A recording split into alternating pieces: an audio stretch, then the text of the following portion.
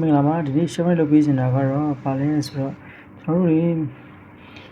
ချက်ချက်တွေကိုရရမယ်ဂီတာသမားတွေ basic video drum တွေရတဲ့အခါမှာ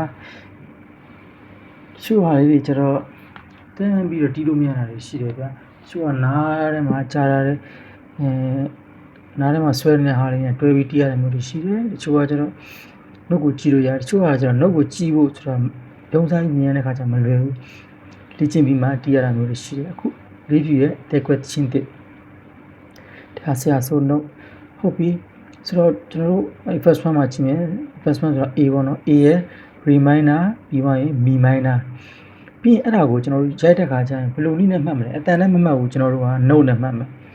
ကြည့်လိုက်မယ် F8 ဆိုတာက fa fa နောက်ပြီးကျ dot ကကျတော့ထားလိုက်ပါကျွန်တော်အလွယ်မှတ်ကြမယ်နားလို့မှတ်ရမယ်နောက်မှကျတော့ x ကအဲ့ဒီ fa ကိုပဲကိုစားပြုတယ်အဲ့တော့fa fa na fa na tha ဒါပေမဲ့နောက်တစ် beat အတန်ရှိဆုံးမှာဖြစ်တဲ့အတွက် na tha ha ဆိုပြီးသွားမယ်အဲ့တော့ fa fa na fa na tha tha အမကိုအတန်ရှိဆုံးမှာဖြစ်တဲ့အတွက်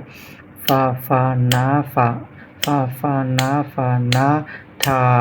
ဆိုပြီးတော့ IT ပြောရမယ်အဲဆိုရင်5 beat fa fa တစ် beat na fa တစ် beat na ra တစ် beat tha တစ် beat ဟိုဘက်ပါတိသွား tha တစ် beatအဲ့တော့အားလုံးပေါင်း5 beat reminder လေးစမယ် reminder me reminder fa fa na tha ဟုတ်ပြီနော်ထားတော့ဖြီးထားမှာဖြစ်တယ် sustain လေးဆိုရမှာအဲ့တော့ fa fa na fa ကိုတော့ပေါ်သွားပြီဆိုရင်အဲ့ဒီ na ဆိုတာကိုအတန်ဖြောက်ပြီးဘယ်လိုရွတ်မလဲ fa fa fa na tha ဆိုတာလက်တွေ့လိုက်လို့ရပြီအဲ့တော့ unison ပြန်ကျင်းတဲ့အခါကျရင် rhythm သမားလည်း rhythm ကျင်းမယ် bass သမား bass ကျင်းမယ် KB သမား KB ကျင်းမယ်အဲ့ဒီသုံးခုကိုဘယ်လိုကော့တပန်းလေးရမှာကျူခေါ်ပေးရမယ်1 2 3 go fa fa na fa fa fa na fa na tha ဆိုပြီးအဲ့ဒီ5ပြီးပဲတက်ရမှာ fa fa na fa na tha ရသွားပြီဆိုတာ ਨੇ အပြည့်တိုက်တော့ fa fa fa na tha ပြီးဒါ ਨੇ ကျန်တဲ့နောက်ပါရဲ့3ပြီး2 3 4လှုပ်ပေးလိုက်ရပါအဲ့လိုမှမဟုတ်ဘူးဆိုရင်ဘာဖြစ်မလဲဆိုတော့ဒီကျွန်တော်တို့ရဲ့ဒီ melody သမား3ယောက်ကအဲ့လိုမျိုးမညီမညာဖြစ်ပြီဆိုရင်ဟိုက drum သမားကိုတောင်းပြီးကျွန်တော်ဒုက္ခပေးတတ်တယ် drum သမားလည်းဟိုကသူ့ရဲ့ tempo နဲ့အဲ့ဒီသူ့ရဲ့ tempo နဲ့သူ့ရဲ့ဟိုဟာကိုသူအရန် view ဆိုင်နေရတဲ့အချိန်အဲ့ဒီအချိန်မှာဒီဘက်ကလည်းရိုက်ချက်ပြီးတော့ဟိုဘက်ကသူ roll ဆွဲရမယ်ဆွဲရ roll တွေလည်းကြည့်အဲ့ဒီမှာ1မှာဆိုရင်1 and ဆွဲရမှာဒီဘက်မှာဆိုရင်လည်း shape system နောက်ကအိမ်တို့နောက်တစ်ခုကကျတော့အိမ်တို့နောက်ပြီးကျရင်မှာ quarter လာမှာအဲ့ဒီကသူကလည်းခက်ခဲကြုံရနိုင်တယ်ကိုကမညီဘူးဆိုအဲ့ကြားထဲမှာအဆိုတော့လည်းရှိနေမှာဆိုတော့9ရောက် unison ပုံစံမျိုးရိုက်နေရတဲ့အချိန်မှာ unison ဆိုတာကျွန်တော်တို့ channel မှာရှိတဲ့ drum သမားဆိုပို့ပြီးခက်ခဲသွားပြီ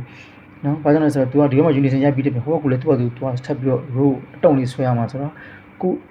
ကျန်တဲ့ melody သမားတွေက vocal ပါဝင် melody သမား၄ယောက်ကညီးနေပိုကောင်းတယ်ဘယ်လိုကျင့်မလဲ fa fa fa na tha ha ပြီး tha ha ဆိုတာစိတ်က ha ဆိုပြီးသွားတာပဲလက်ကလှုပ်ဖိထားရမှာနော်အဲ့ဒီအချိန်မှာဘာလုပ်ရမလဲဆိုတော့ဂီတာသမားကလည်းဂီတာပဲအာရုံစိုက်မယ် KB သမား KB ပဲအာရုံစိုက်မယ် rhythm သမား rhythm ပဲအာရုံစိုက်မယ် vocal သမားလည်းသူ့ vocal ပဲသူအာရုံစိုက်မယ်သူဆိုတဲ့ရှစ်ဆိုတာအဲ့အချိန်မှာဘာအရေးကြီးဆုံးလဲဆိုတော့ကျန်တဲ့အတန်တွေလုံးဝအဲ့ဒီမဝင်ဘူးအရေးကြီးတယ်ကိုယ့်ရဲ့အတန်တွေဝင်သွားတယ်လေဘာလို့ဆိုတော့သူကအဲ့လိုအဲ့ဒီ quality တိုင်းဝင်သွားတာမဟုတ်ဘူးချင်းထောင်ကြည့်မယ်ဆိုရင်တချင်းကလည်းသူ့ရဲ့ပုံစံနဲ့သူဝင်လာတာဒီရိုက်ချက်တွေနဲ့ quality ကြကြမှာသူ့လမ်းကြောင်းနဲ့သူ့ရဲ့ပတ်နဲ့သူသွားမှာကိုကလည်းကိုပတ်နဲ့ကိုသွားပြီးမယ် unison ပုံစံမျိုးသွားတဲ့အခါမှာကိုယ့်ရဲ့တတန်လေးကိုကိုအာရုံစိုက်နေအကောင်းဆုံးပဲ fa fa na fa ကိုစိတ်ထဲမှာပါဇက်ကလည်းရွတ်ကျွန်တော်ဆိုရင်တီးတဲ့အခါအဲ့လိုမျိုးတဆိုးလေးပါလာပါဇက်ကရွတ်တယ် fa fa na fa na tha ha ဒါပဲဒါမျိုးတွေကိုတွေ့တဲ့အခါကျရင်ကျွန်တော်တို့တွေရတယ်နော်မတချို့ချင်းဆိုတော့လွယ်ပါတယ်တန် white animal ဆွဲတာတွေပါတွေကကိစ္စမရှိနားလဲရှင်တယ်ဟိုကလည်းဖြစ်တယ်ဒါပေမဲ့အခုကကျွန်တော်ဆွဲတဲ့အခါမျိုး၄ပြီးလုံးမှလည်းသူအစိုးနဲ့ပြန်ဟိုကိုလှမ်းပြီးတော့နင်းရသေးတယ်ဆိုတော့ကိုကတနည်းဆုံးအလုံးလေးညီထားရင်ပို့ပြီးတော့အဆင်ပြေတယ်ကျင့်ရမှာလွယ်လေးပါပဲ fa fa na tha fa fa na fa na tha ha fa fa fa na tha ha အဲ့ဒီ5ပြီးကိုကျင့်လိုက်တာ ਨੇ ဒီအချင်းလေးကအဆင်ပြေသွားပြီเนาะဒါသူရဲ့အစိုးလေးကိုတီးပုံတီးခတ်နေပါ